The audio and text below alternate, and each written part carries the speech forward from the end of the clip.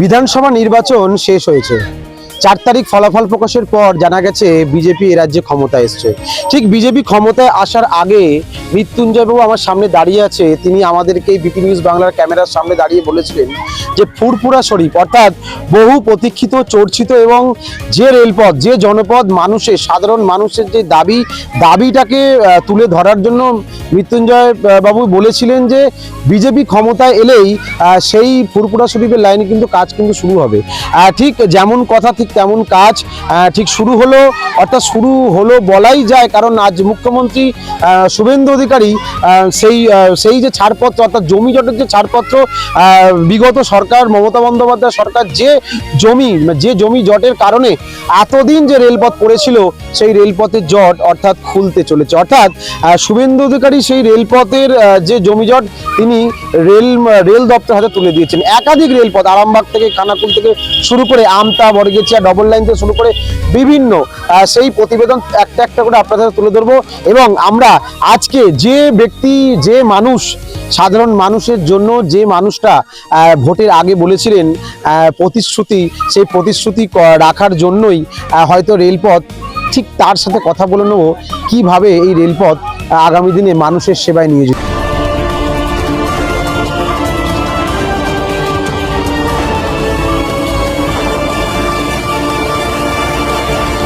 দেখুন, আমি ভোটের আগে আপনাদের কাছে বলেছিলাম যে চণ্ডীতলা মানুষের যে অসুবিধে, সেই অসুবিধে ভারতীয় জনতা পার্টি ক্ষমতা এলে আমরা সেই অসুবিধাটাকে সমস্যার সমাধান করে দেব। তো সেই হিসাবে আমি বারবার চণ্ডীতলার যে সমস্যাগুলো, সেই সমস্যাগুলো বারবার তুলে ধরেছিলাম আপনাদের মাধ্যমে, যে আমরা যদি ভারতীয় জনতা পার্টি যদি যেদিনকে ক্ষমতা আসব, সেই ক্ষমতা আসার পর চণ্ডীতলার বুকে যে সমস্যা আছে সেই সমস্যার সমাধান আমরা ভারতীয় জনতা পার্টি করব, আমার সরকার করবে। তো সেই দিন থেকে যেভাবে আমরা আন্দোলন করেছি, আপনারাও আমার সঙ্গে সহযোগিতা করেছেন বলেই আজকে এই আন্দোলন যে ফুরফুরা ডানকুনিয়াটা সঙ্গে ফুরফুরা রেল প্রকল্পটা যোগাযোগ স্থাপন করতে হবে, আপনারাও আমার সঙ্গে বারবার তুলে ধরেছেন। এটা আমার সরকার এবং আমার দল বারবার দেখেছে যে এখানে একটা সমস্যার সমাধান করতে হবে। তাই শুভেন্দু অধিকারী মহাশয় হয়তো আজকে আপনারা বলছেন, আমি এখনো দেখিনি, তো আপনাদের মারফতেই শুনলাম যে জট, সেই জটটাকে খোলার জন্য উনি জমি রেলকে ব্যবস্থা করে দিয়েছে।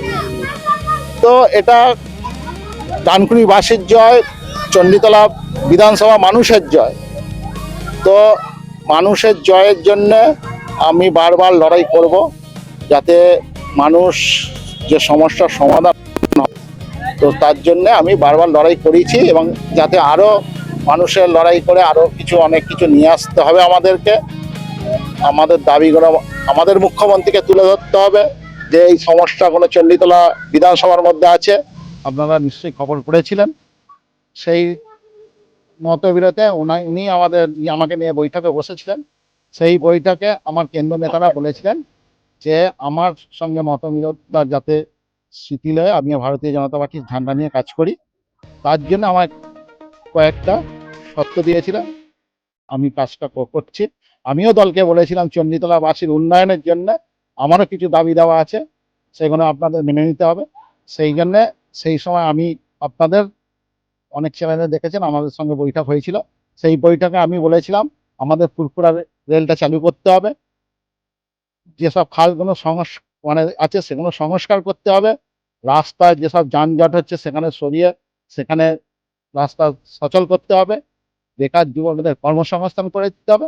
এরকম আমি 10-12টা দাবি ওনার কাছে রেখেছিলাম যে আপনারা এটা ব্যবস্থা করে দিন। তখন ওনারা আমাদের কথা দিয়েছিলেন, সেই কথা অনুযায়ী আজকে হয়তো ফুরফুরা শরীফের রেল প্রকল্পটা চালু হলো। দাদা, তুমি কততে রফা হয়েছিলেন? আজকে কততে যে রফা বলেছিলেন যারা, তাদের কাছে এই রফাগুলো আজকে যাতে আমি রফায় আজকে তুলে নিয়েছিলাম বা সত্য রেখেছিলাম, সেই রফাটা এইভাবে করেছিলাম, টাকায় নয়, চণ্ডীতলাবাসীর উন্নয়নের জন্য আমি রফা করেছিলাম। যে চণ্ডীতলা মানুষের, আমাদের এখানে জিতি আর না জিতি, আমাদের উন্নয়ন যাতে হয় সেগুলো আপনাদের ব্যবস্থা করতে হবে।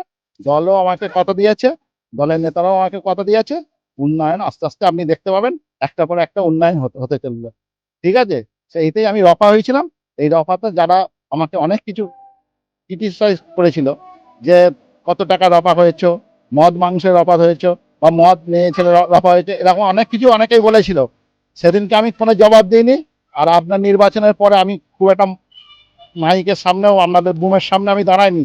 আজকে সেই সমস্ত মানুষকে বলবো যারা আমার ক্রিটিসাইজ করেছেন, ফোনেতে অনেক উল্টোপাল্টা লিখেছেন, আজকে দেখুন যেটা পরপর উন্নয়ন হবে, এতেই আমি রফা হয়েছিলাম। এই রফার জন্য আমি আরও মানুষের যাতে উন্নয়ন হয় তার জন্য আমি এরকম রফা বারবার করবো।